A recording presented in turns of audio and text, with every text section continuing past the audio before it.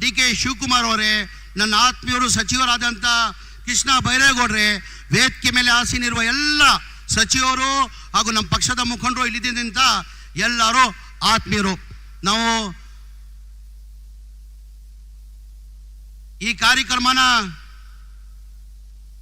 ಹಮ್ಮಿಕೊಂಡಿದ್ದ ನಿರೀಕ್ಷೆ ನಾವು ಇರಲಿಲ್ಲ. ನಾವು ನಿರೀಕ್ಷೆ ಇಟ್ಟಿದ್ದು 1.5 ಲಕ್ಷ ಜನ ಬರ್ಬೋದು ಅಂತ ನಿರೀಕ್ಷೆ ಇಟ್ಟಿದ್ವಿ. ಇವತ್ತು ತಾವು ಇಷ್ಟು ದೊಡ್ಡ ಮಟ್ಟದಲ್ಲಿ ಬಂದು ಮೋರ್ ದ್ಯಾನ್ 3 lakhs ಅಂತ ಹೇಳಕ್ ಬಯಸ್ತದೆ. 3 ಲಕ್ಷದಿಂದ ಹೆಚ್ಚಾಗಿ ಇವತ್ತು ಜನ ಬಂದು ಈ ಕಾರ್ಯಕ್ರಮ ತಾವು ಯಶಸ್ವಿ ಮಾಡಿದ್ದೀರಾ. ತಮಗೆ ಕೈ ಜೋಡಿಸಿ ನಾನು ದೊಡ್ಡ ನಮಸ್ಕಾರ ಇಲ್ಲಿಂದನೇ ಮಾಡಕ್ಕೆ ಬಯಸ್ತಾ ಇದ್ದೀನಿ. ಹಾಗಾಗಿ ನಾನು ಹೆಚ್ಚಾಗಿ ಮಾತಾಡೋಕೆ ಹೋಗಲ್ಲ. ತಾವು ಭಾಳ ಖಾತ್ರಿಯಿಂದ ನಮ್ಮ ಮುಖ್ಯಮಂತ್ರಿಗಳದು ರಾಹುಲ್ ಗಾಂಧೀಜಿಯವರು ಮಲ್ಲಿಕಾರ್ಜುನ ಖಾಯಬ್ರದು ಮಾತುಕೊಳ್ಳೋಕೆ ತಾವು ಕಾಯ್ತಾ ಇದ್ದೀರಾ. ಹಾಗಾಗಿ ನಾನು ಮುಖ್ಯಮಂತ್ರಿಗಳದ ಮನವಿ ಇಷ್ಟೇ ಮಾಡ್ಕೊಳ್ಳೋದು, ನಮ್ಮ ಜನಗಳು, ನಮ್ಮ ಜಿಲ್ಲೆ ಬೇಡಿಕೆ ಜನಗಳದ್ದು ಇರೋದು ಸರ್, ನಮ್ಮ ಒಂದು DC ಕಚೇರಿ ಆಫೀಸ್ ಆಗಬೇಕು 100 ಕೋಟಿ ವೆಚ್ಚದಲ್ಲಿ ಅಂತ ಒಂದಿದೆ. ತಾವು ಸೂಚನೆಯನ್ನು ಕೊಟ್ಟಿದ್ದೀರಾ. ನಾನು ಬರೋ ತಿಂಗಳಲ್ಲಿ ಬರ್ತೀನಿ. ಬರೋ ತಿಂಗಳಲ್ಲಿ ಆ ಗುದ್ಲಿ ಪೂಜೆಯನ್ನು ಮಾಡುವಂತ ಹೇಳಿದ್ದೀರಾ.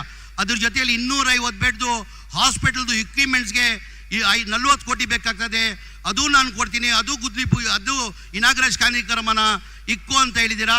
ಅದು ಅಂತ ಸೂಚನೆ ಕೊಟ್ಟಿದ್ದೀರಾ. ನಿಮಗೆ ನಮ್ಮ ಜನ ಪರವಾಗಿ ನಿಮಗೆ ಧನ್ಯವಾದಗಳು ಸಲ್ಲಿಸ್ತೀನಿ. ಅದ್ರ ಜೊತೆಯಲ್ಲಿ ಎಲ್ಲರಿಗಿಂತ ಹೆಚ್ಚಾಗಿ ನಮಗಿರೋದು ಇಲ್ಲಿ ಗೇಟ್ 19 ನಮಗೆಲ್ಲ ಗೊತ್ತೇ ಇದೆ. ಹೋದ ವರ್ಷದಲ್ಲಿ 19 ಗೇಟ್ ಚೈನ್ ಲಿಂಕ್ ಕಟ್ ಆಗಿಬಿಟ್ಟು ದೊಡ್ಡ ಅನಾಹುತ ಈ ಜಿಲ್ಲೆಗೆ ಆಗಬೇಕಾಗಿತ್ತು. ಮನೆಯ ಮುಖ್ಯಮಂತ್ರಿಗಳು, ಮನೆಯ ಮುಖ್ಯಮಂತ್ರಿಗಳಿಂದ ಆ ಎಮರ್ಜೆನ್ಸಿ ಗೇಟ್ ಹಾಕಿದ್ದು ತಮಗೆಲ್ಲ ಗೊತ್ತಾಗಿದೆ. ನಾನು ಇಷ್ಟೇ ಒಂದು ರಿಕ್ವೆಸ್ಟ್ ಮಾಡ್ಕೊಳ್ಳೋದು, ದಯಮಾಡಿ ಆ ಗೇಟನ್ನು ಆದಷ್ಟು ಬೇಗ ಪರ್ಮನೆಂಟ್ ಮಾಡಬೇಕಂತ ಮನೆ ಮುಖ್ಯಮಂತ್ರಿಗಳು ಕೇಳ್ಕೊತೀನಿ. ಅದ್ರ ಜೊತೆಯಲ್ಲಿ ನಾನು ಹೆಚ್ಚಾಗಿ ನಾನು ಮಾತಾಡೋಕೆ ಹೋಗಲ್ಲ.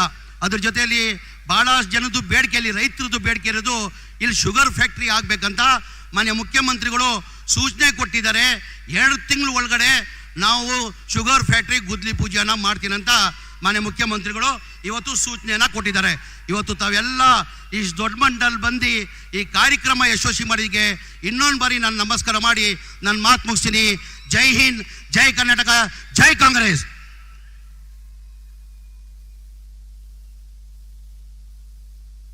ಸ್ನೇಹಿತರೆ,